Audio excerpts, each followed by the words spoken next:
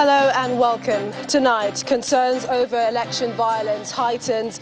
National Security Advisor warns politicians against attempts to jeopardize the 2023 general elections, says President has directed decisive action against culprits. PDP presidential candidate Atiku alleges corruption in the Ministry of Niger Delta Affairs, says he will relocate the headquarters of the ministry to the Niger Delta region if elected president. Labour Party presidential candidate Peter Obi takes his campaign to Edo State, receives rousing welcome from party supporters in Benin City. And Federal High Court Abuja declares former Minister of State for Mines and Steel Development Uche Oga as duly elected governorship candidate of the APC in Abia State. On business news tonight, federal government plans to increase transmission company of Nigeria's wheeling capacity by over 1,000 megawatts to boost electricity supply in the country.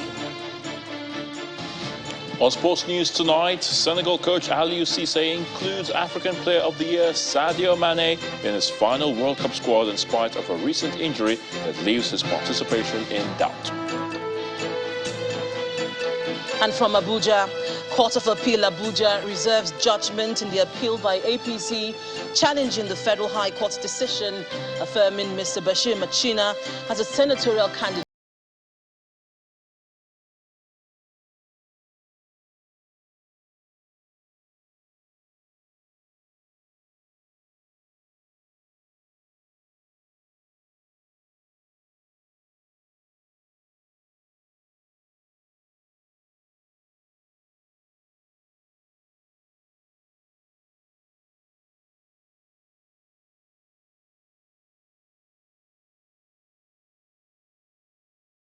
The political atmosphere getting charged ahead of the 2023 general elections.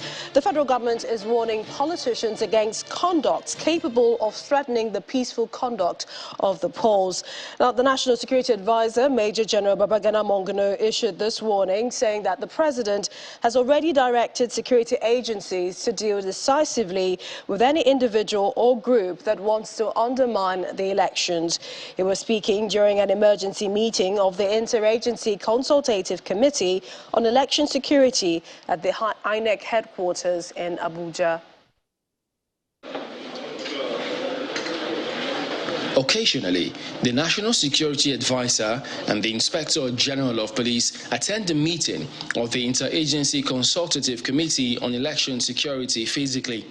This time, the issue on ground is serious enough to warrant their presence at this emergency meeting. They are gathered 2 weeks after the previous meeting of the committee.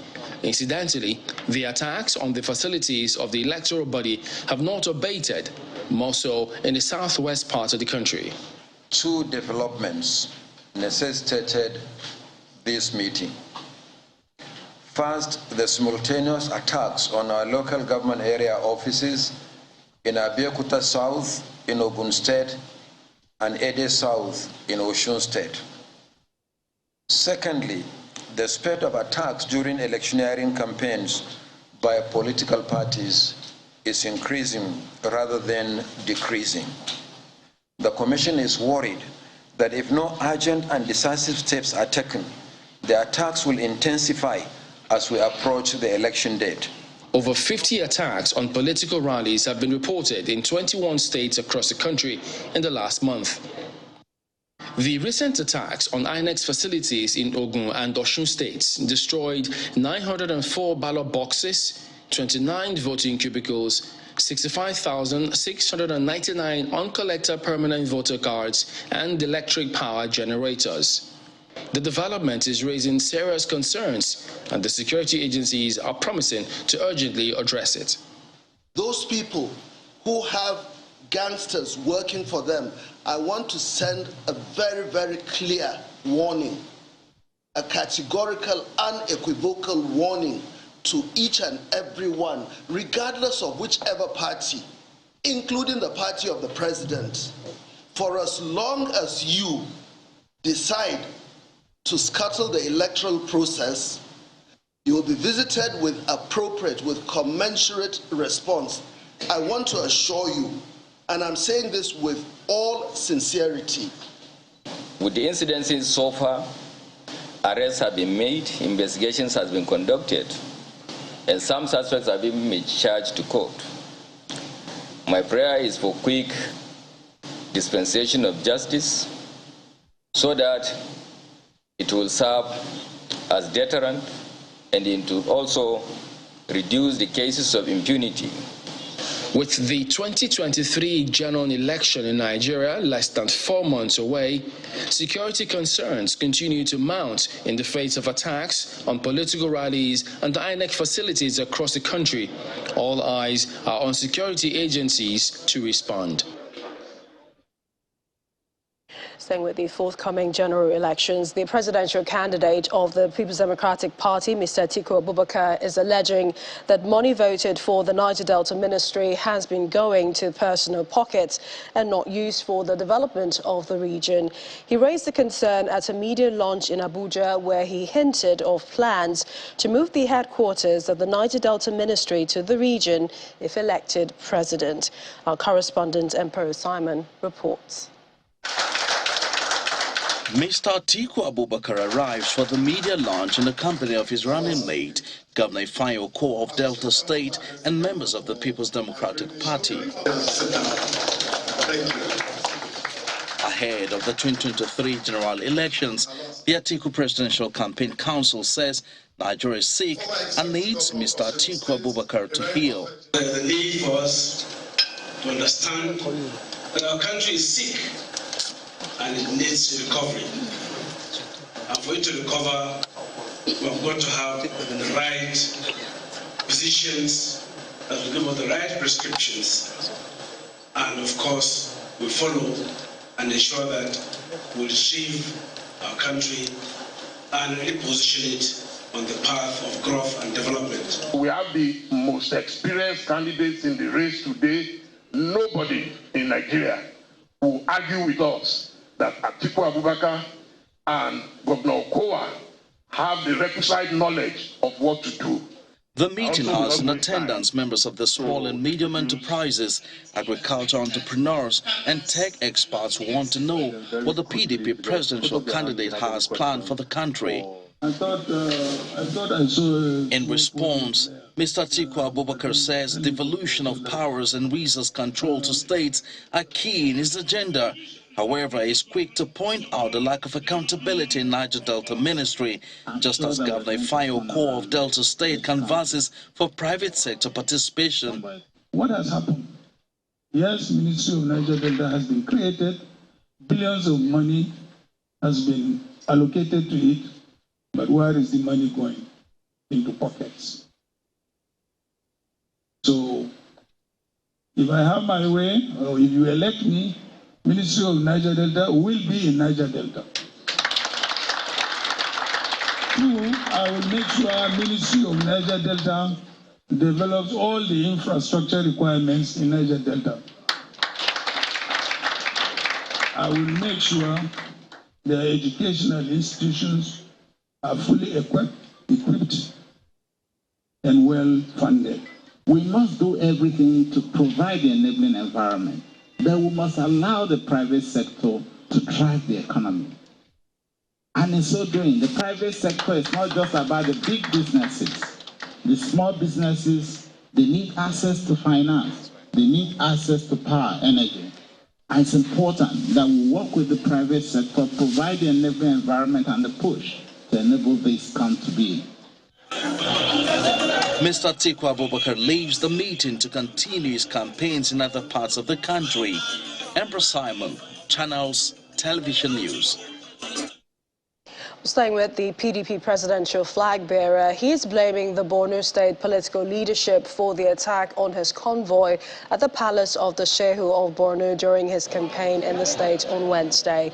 Mr. Abubakar said this in an interview after his visit to the hilltop residence of former military president General Ibrahim Babangida in Minna, the Niger state capital. He described the attack as unfortunate, adding that it totally negates the peace accord signed by all political actors ahead of the 2023 general elections.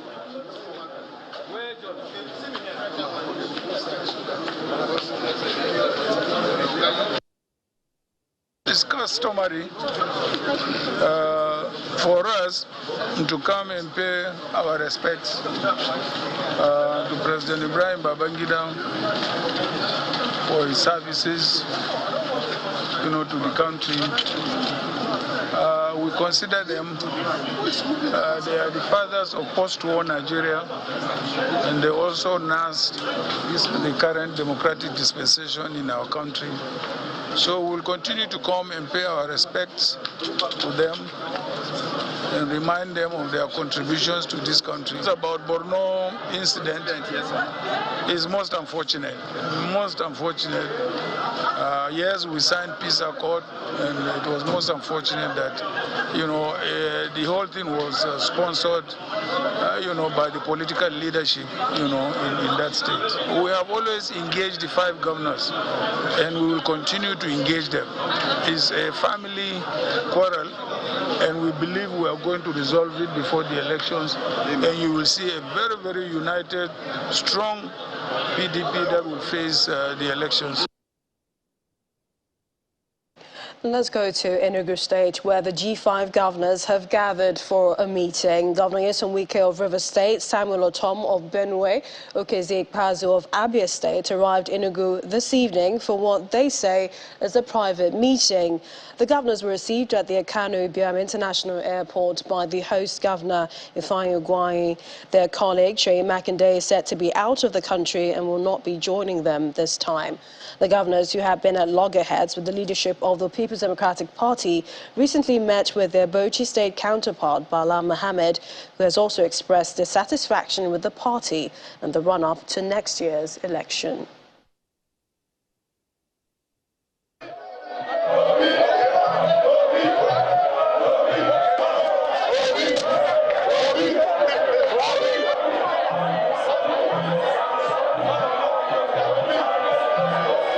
Scenes of the Labour Party presidential candidate, Mr. Peter Obi, today in Benin City, the Edo State capital, with a visit to the palace of the Oba of Benin, Oba Iware II. He arrived to a surge of the party supporters who erupted into a frenzy at the palace where they had been waiting for him. Once in the presence of His Majesty, Mr. Obi states his mission.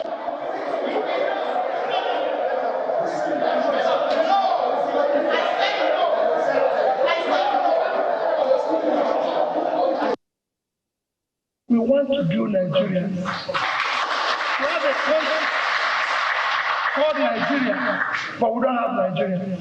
We want to give the youth future. We have talented youth, too much energy. We want to put resources in their hands. We have vast uncultivated land in the north. That's our next story. That's where we want to. We want to work it. We want to be able to tell Nigeria that it wasn't a misplacing that we found out in your place, but to start rebuilding it. What build a government of empathy? If there's fraud, we'll go, sympathize with people, show that there's governance, that there's government. Meanwhile, the Oba of Benin had his response to the Labour Party's presidential candidate, which must have sounded like music to his ears.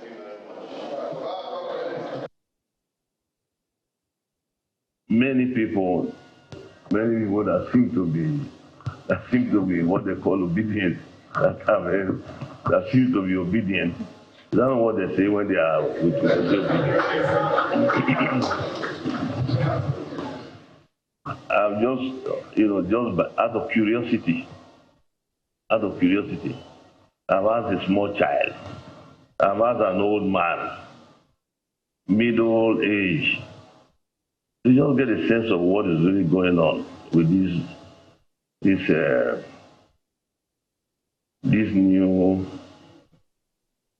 new guy in town. Do you know Peter Obi? I'll ask the little child. Little child. Surprisingly, they'll say yes. I said, how do you know Peter Obi? When I say little child, I mean really little child, between 12 and 14 or so thereabout.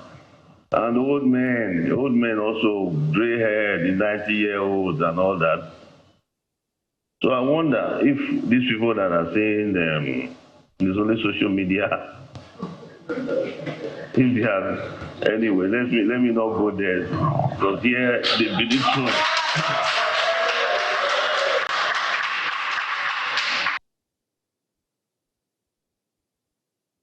In part two, after the break, Labour Party presidential campaign train moves to Edo State. We've already taken that story. But still to come, court declares former Minister of State for Mines and Steel Development, Uche Oga, as APC governorship candidate in Abia State. That's in a moment. Please stay with us.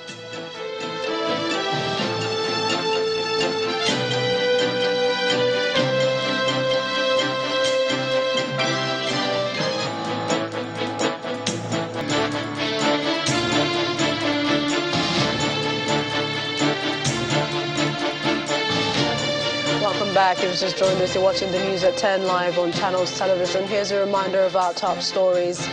Concerns over election violence heightened. National Security Advisor warns politicians against attempts to jeopardize the 2023 general elections, says the president has directed decisive action against culprits. PDP presidential candidate Atiku alleges corruption in the Ministry of Niger Delta Affairs, says he will relocate the headquarters of the ministry to the Niger Delta region if elected president. Labour Party presidential candidate Peter Obi takes his campaign to Edo State, receives rousing welcome from party supporters in Benin City. And Federal High Court Abuja declares former Minister of State for Mines and Steel Development, Uche Oga, as duly elected governorship candidate of the APC in Abia State.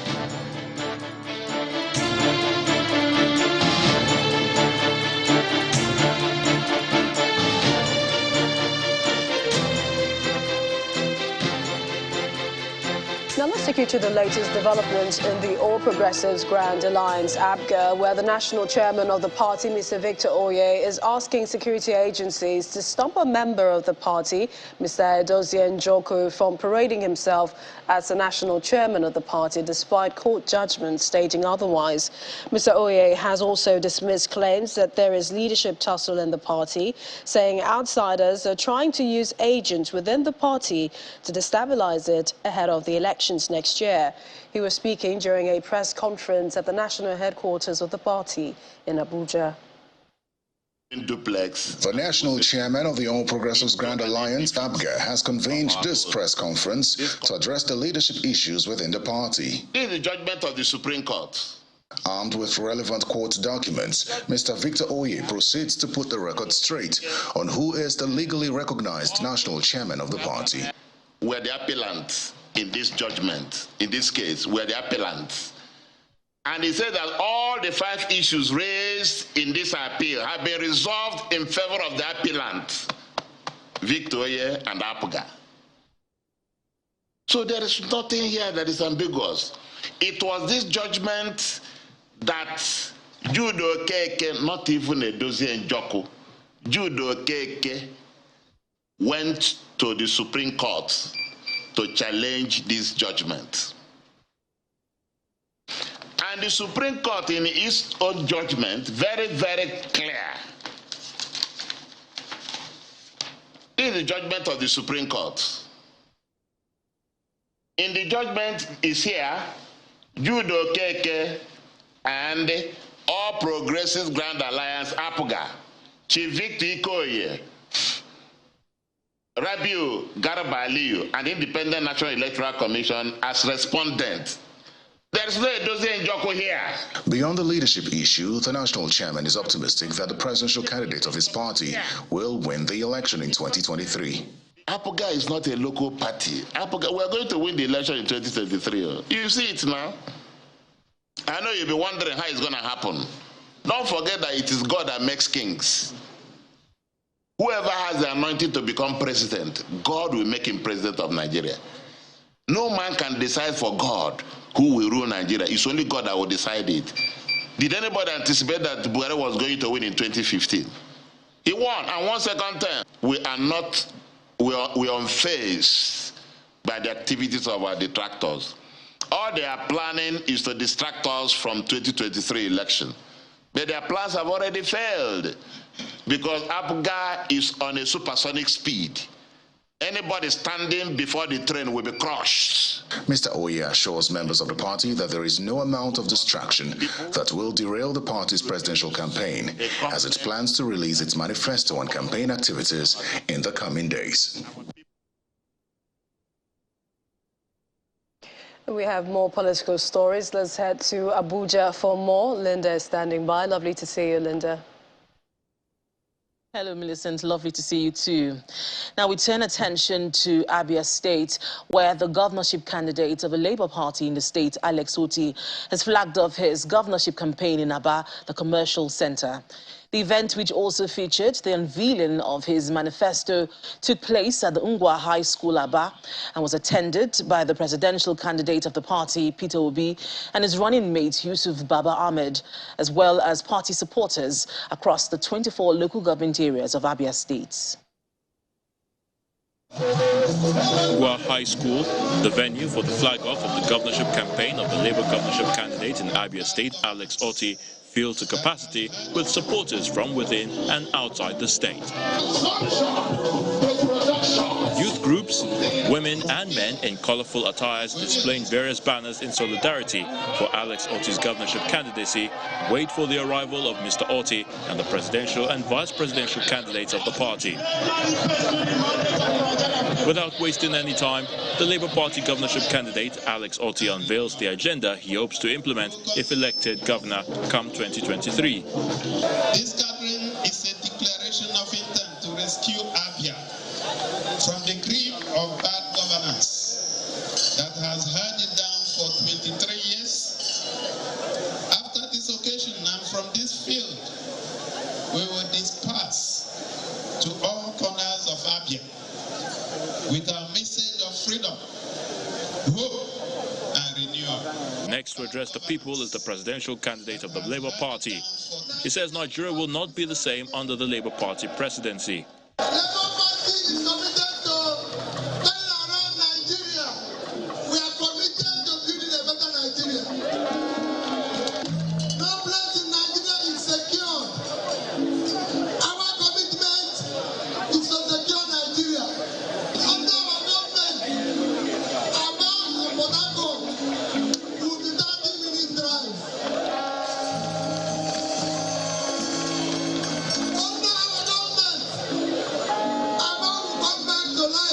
Some defectors from Young Progressive Party and the APC were received into the fold of the Labour Party in the state.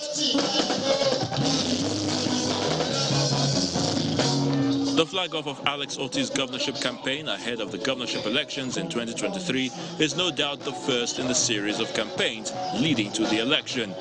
And the Labour Party explains that it has what it takes to be victorious at the state and at the centre. To legal matters, Justice Binta Nyako of the Federal High Court Abuja has declared former Minister of State for Mines and Steel Development, Atiku, as a duly elected governorship candidate of the All Progressives Congress in Abia State. Delivering judgment, Justice Nyako invalidated the candidacy of Mr. Ikechi Emenike, who was earlier recognized by the Independent National Electoral Commission as a party's candidate for the March 11, 2023 governorship election. While upholding Oga's candidacy, the court also directed the APC to recognize him and forward his name to INEC to publish as a party's authentic candidate. The court made its decisions on the grounds that INEC had monitored the primaries that produced Uche Oga's name as a governorship candidate for APC. Mr. Oga had sued Mr. Emenike, APC chairman Abdullahi Adamu and INEC, praying the court to compel the party to submit his name to INEC as a lawful candidate of the party. In another legal matter, the Court of Appeal in Abuja has reserved judgment in an appeal by the APC challenging the decision of the Federal High Court in Yobe State, which affirmed Mr. Bashir Machina as the senatorial candidate for Yobe North. A three-member panel headed by the President of the Court of Appeal, Justice Monica Dongban Mensem, made this submission after all parties in the suit argued and adopted their processes. The APC had approached the appellate court seeking to set aside the judgment of Justice Fadimatu Murtala, insisting that Senate President Ahmed Lawan is the authentic senatorial candidate for Yobe North. Away from legal matters, Edo State Governor Godwin Obaseki has been speaking about what he terms the Edo transformation story, highlighting the partnerships, resilience and impact made so far in the state. Governor Obaseki made the remarks during the 6th edition of the Alagodaro 2022, the Edo Investment Summit, with the private sector leading discussions at this year's event. The event took place at the Festival Hall of the Government House in Benin City, the Edo State capital. Anselm Ojezwa, Perpetual Chairman. The Alagodaro Investment Summit is the high point of Edo State government's calendar every year since 2017. Factors responsible for the poor state of the economy are numerous. The program presents the platform for investors to parley with the Edo State government and also see for themselves efforts made to drive economic growth and development. Since our last summit, we have made considerable progress in Edo State. Permit me to use this opportunity to acknowledge the efforts of Mr. Governor in steering our state towards the path of sustainable development. His vision and leadership have led to the creation of a long-term vision for the state and the implementation of several initiatives and programs. Mr. Obaseki continues from where the documentary ended. He adds that the ultimate plan is to leverage on the comparative advantages of Edo State for a brighter future. We will have to create the things we consume in this country. That is why governments must now rely on those people who have the capacity and knowledge to produce the things we consume. Governments cannot continue to behave as if they have all the resources because they don't have the resources anymore.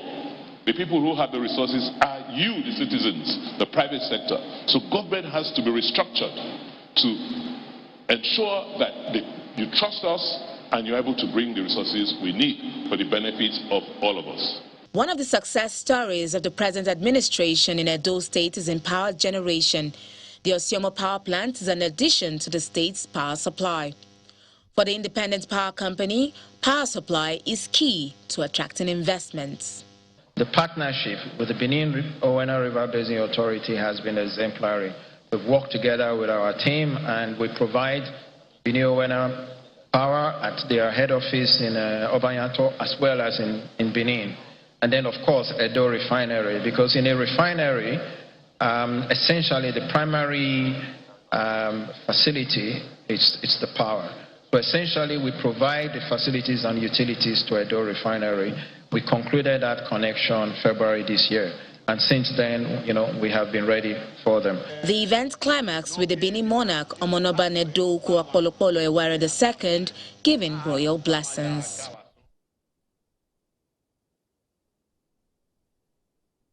Federal government plans to increase transmission company of Nigeria's wheeling capacity by over 1,000 megawatts to boost electricity supply in the country. That's in Business News. Join us again.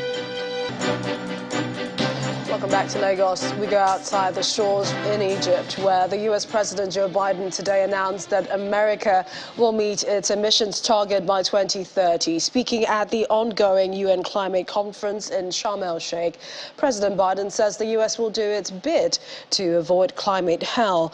Meanwhile, the Egyptian government has said it is working to ease the hike in prices of items after complaints of exploitation of delegates by vendors across the host city. Our correspondent Ayola Kassim, who is in Egypt, has more.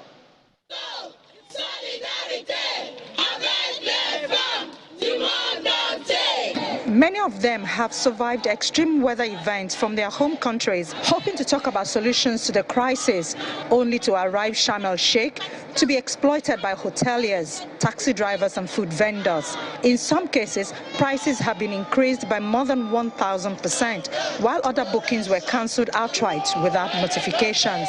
Do we want it? No!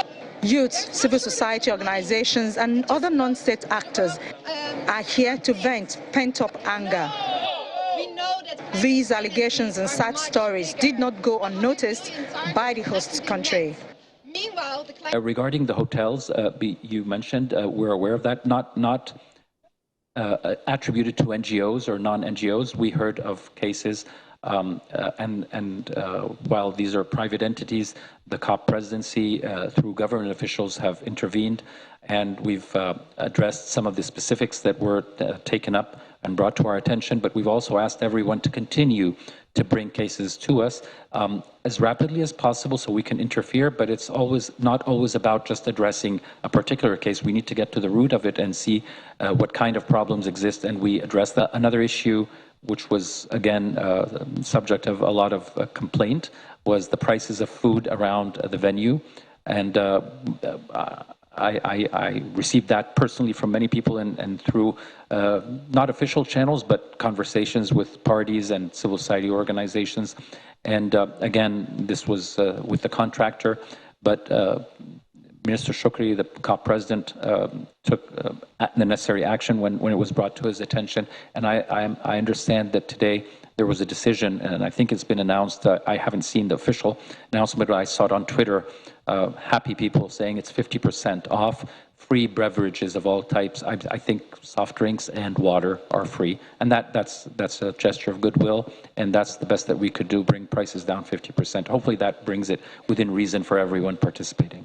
The work that you have put in. But within the event, many are keen on knowing what the United States elections will mean for the negotiations here.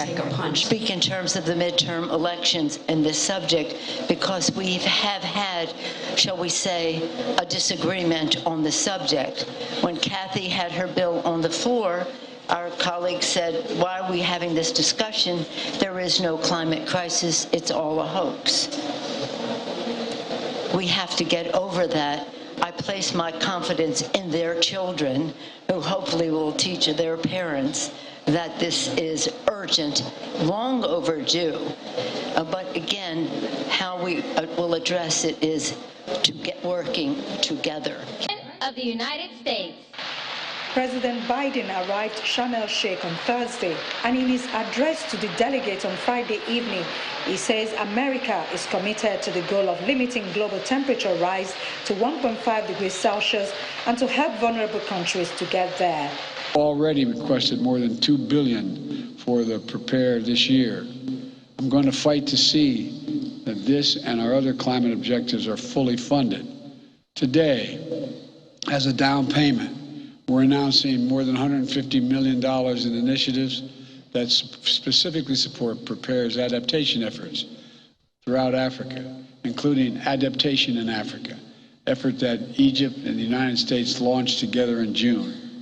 Despite decades of climate talks, countries have failed to reduce global greenhouse gas emissions, and the pledges to do so in the future are insufficient to keep the climate from warming to a level scientists say will be catastrophic. We focused on attempting, to the extent possible, of course, to show that there is progress and to include positive steps being taken forward across the board. The next few days will be crucial to the talks here in Egypt. Unfortunately, some delegates had cut short their trip due to the accommodation crisis and high cost of living. Whether this will have any impact on the outcome of the conference will be known in the next few days. From the COP27 venue in Sharm el-Sheikh, Ayola Kasim, Channels Television News. Well, back home, a coalition of civil society organizations has condemned the budget provision for family health planning in the 2023 budget. They say the allocated sum of 20 million naira is inadequate when viewed against the country's population, the human development indices and requirements for stability. Addressing a news conference in Abuja, the lead speaker of the coalition, Mr. Usman Mohammed, says over the last 3 years, appropriation to the health sector in the national budget has consistently fallen short of the 15% recommendation by the Abuja Declaration of the African Union. These coalition of civil society organizations are concerned about the 2023 budget allocation to family health by the federal government. The coalition includes Partnership for Advocacy in Child and Family Health at Scale, Legislative Initiative for Sustainable Development, the National Health Advocates, and Family Health Planning. President Muhammadu Buhari, on the 7th of October 2023, presented a budget estimate of 20.5 trillion naira. And for the first time, over 1 trillion naira was allocated to the health sector with a budget share of 5.75%. However, this is falling short of the expectations of these civil society organizations. Although the budget line for family planning has been reintroduced, the allocated 20 million is inadequate, viewed against the country's population and human development indices and requirements for stability. The coalition also calls for strong interventions in other aspects of health. 1. Fulfill Nigeria's commitment to pay $4 million for family planning commodities, procurement, and consumables. There have been challenges with releases from the service-wide board. Nigeria has not fulfilled its commitment level since 2018. Here is so sad to note that in the year 2021 and the year 2022 that we are in here, which is just about a month to roll out, a single kobo has not been released on family planning. This is at the expense of millions of our mothers and children all over Nigeria. According to family health professionals, Nigeria accounts for about 10% of the global maternal mortality as women die during and after childbirth because of a number of issues, including poor access to healthcare in rural areas, as well as vesico-vaginal fistula. Let's head now to some business news. Here's Anne Waldo.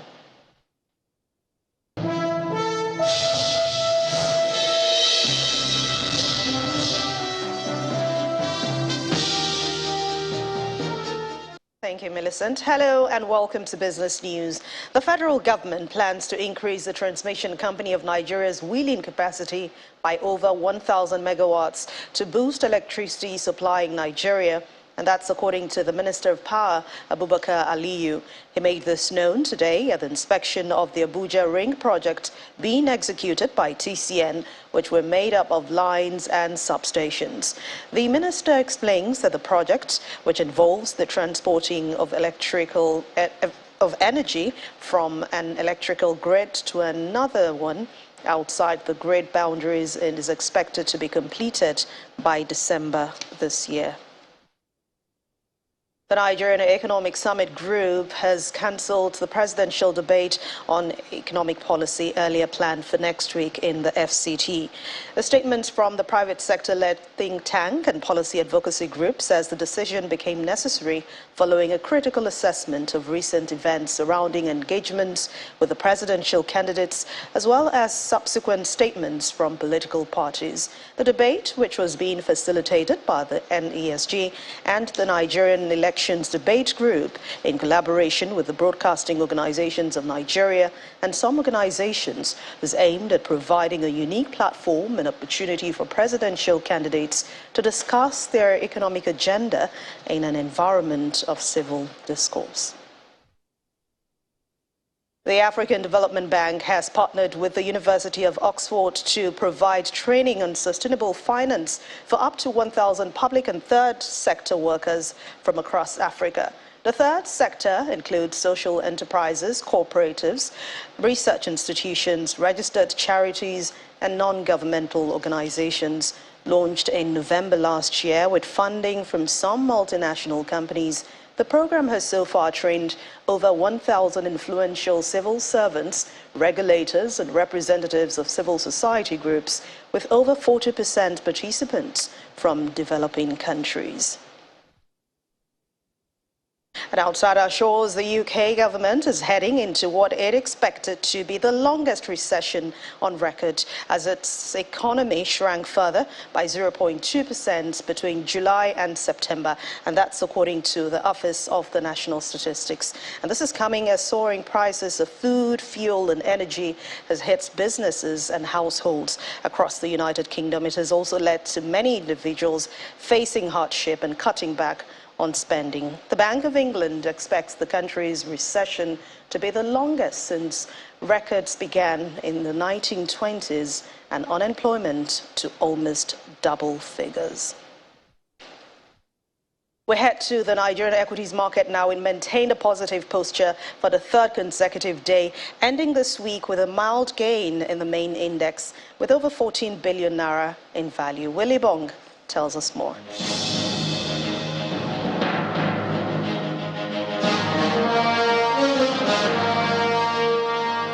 Hello and welcome to the Stock Market Report. It seems this month is looking like a November to remember, but let's not be too hasty to make that call.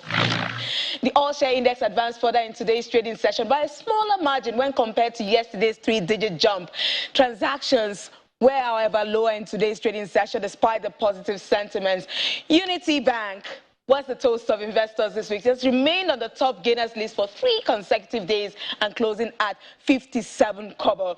Zooming in on the sectors, it was mostly mixed sentiments there, with the insurance index closing strong at about 2%. And this is thanks to the uptick in the penny stocks, Cornerstone and Coronation Insurance.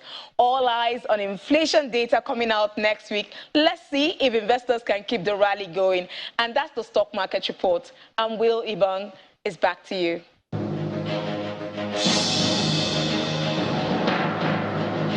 That's Business News Tonight. Thank you for watching. I'm Anne Nwawadu. Enjoy the rest of your weekend. It's back to you, Millicent. Thank you, Anne. Ukraine's President Volodymyr Zelensky says special units of the country's armed forces are now in Kherson, the only provincial capital captured since its invasion in February. This comes after Russia's withdrawal from the southern city earlier today. Simon Puty has more on this and other international news and around the world in 5. Good evening and welcome to the Channel's studios here in London with your international news around the world in 5. An advisor to Ukraine's defense ministry says Ukraine is almost in full control of Kherson, the only regional capital Russia has captured since its invasion.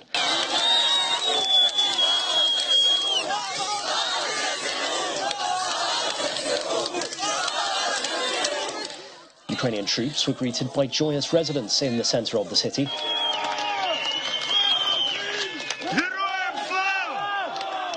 Video showing a man waving a Ukrainian flag on top of a statue base while others cheer in Freedom Square.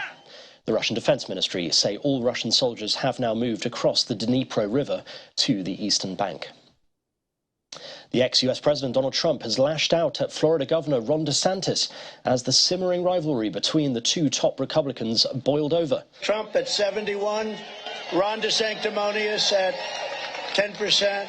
Newly elected governors. Mr. Trump called his former political apprentice an average governor who was lacking in loyalty. Mr. DeSantis won re-election in a landslide victory in Tuesday's midterms, sealing his status as the Republican Party's brightest rising star. He is widely expected to run for the party's 2024 White House nomination. Thank you very much, everybody. But Mr. Trump looks increasingly likely to stand in his way. The former president, who has a massive campaign war chest and remains hugely popular with the party's base. Chinese authorities have stepped up COVID-19 lockdowns and other curbs to contain outbreaks as the number of cases soared to its highest since April. Both Beijing and Zhengzhou have seen record tallies. The increased number of infections saw tourist attractions closed temporarily in Beijing and snaking queues for tests form on the streets. Authorities reported 10,535 new domestically transmitted cases nationwide for Thursday, the highest number since April. At least 2 people have died during the damage wrought by Hurricane Nicole's overnight landfall along Florida's eastern shore, which knocked out power to thousands.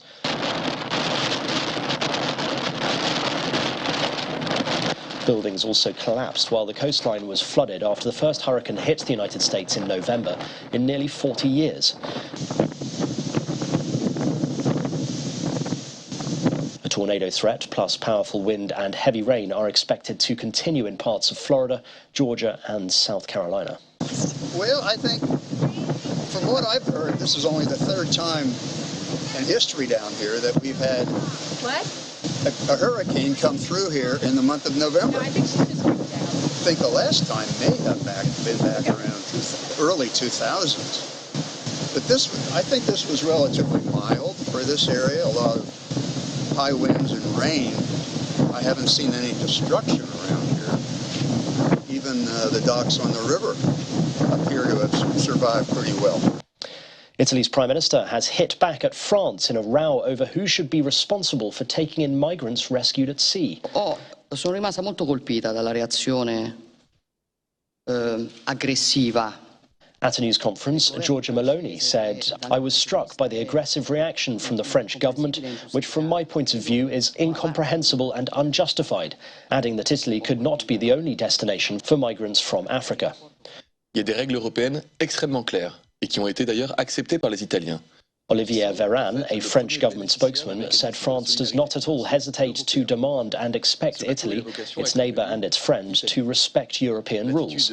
It's after a charity-run ship, the Ocean Viking, carrying around 230 migrants rescued at sea, docked at a French port on Friday after being turned away by Italy.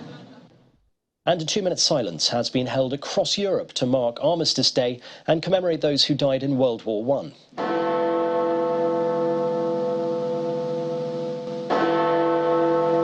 In London, Big Ben tolled out 11 times to mark the beginning of the silence, which was observed in ceremonies all over the country. Millions across Europe also observed 2-minute silence, marking the time fighting ended on the Western Front of World War I in November the 11th, 1918. And that's your international news around the world in 5. Now back to the Channel Studios in Lagos.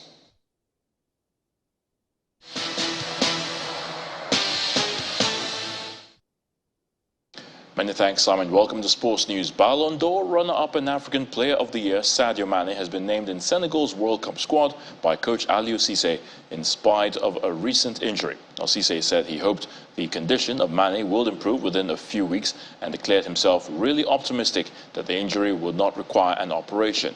Cissé admitted the possible absence of the Bayern Munich talisman would be a massive blow for the African continent. Mane is joined in the squad by Abdou Diallo, as well as Everton midfielder Idrissa Gueye and Chelsea pair Edouard Mendy and Kalidou Koulibaly. Senegal will play the tournament opener against host Qatar on November the 20th before going on to meet the Netherlands and Ecuador. Paulo Dybala and Angel Di Maria have been included in coach Lionel Scaloni's 26-man Argentina World Cup squad after recovering from injuries, but there was no place for Giovanni Lo Celso. A PSG star forward Lionel Messi will lead the squad in Qatar at his 5th and probably last FIFA World Cup. Last month, Dybala injured his thigh and Di Maria pulled his hamstring, seemingly putting their World Cup participation in doubt. But Scaloni has decided to bring both despite neither playing in almost a month. The two-time champions Argentina begin their World Cup campaign in Group C against Saudi Arabia on November the 22nd before further clashes with Mexico and Poland. La Roja coach, that's the Spain coach, Luis Enrique, has called up Barcelona forward Ansu Fati for the 2022 FIFA World Cup as he announced his squad. Enrique included Fati in a list of 26 players, which did not include veteran Paris Saint-Germain defender and World Cup winner Sergio Ramos. Instead, Valencia's versatile defender Hugo Guillamon was selected along with Manchester City defender Aymeric Laporte. As well as veteran players like Barcelona duo Sergio Busquets and Jordi Alba, the coach opted for younger, relatively untested options. Athletic Bilbao forward Nico Williams and Villarreal winger Jeremy Pino were selected, along with the likes of Fati and, of course, Guillamon. And that's a wrap on Sports News. I'm Ayotunde Baluwo.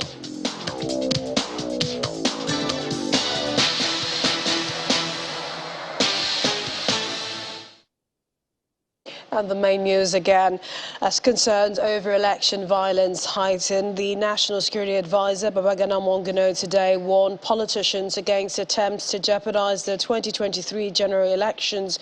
He said the president had directed decisive action against culprits. Also today, the PDP presidential candidate Atiku Abubakar alleged corruption in the Ministry of Niger Delta Affairs. Mr. Atiku, who spoke at a media launch in Abuja, said he would relocate the headquarters of the ministry to the Niger Delta region if elected president come 2023. And the Labour Party presidential candidate Peter Obi today took his campaign to Edo State, where he received a rousing welcome from party supporters at the palace of the Oba of Benin. And that's the news at 10 tonight. Thank you for watching. I'm Melissa Ntumwaka. Have a good night. Enjoy your weekend. Stay safe.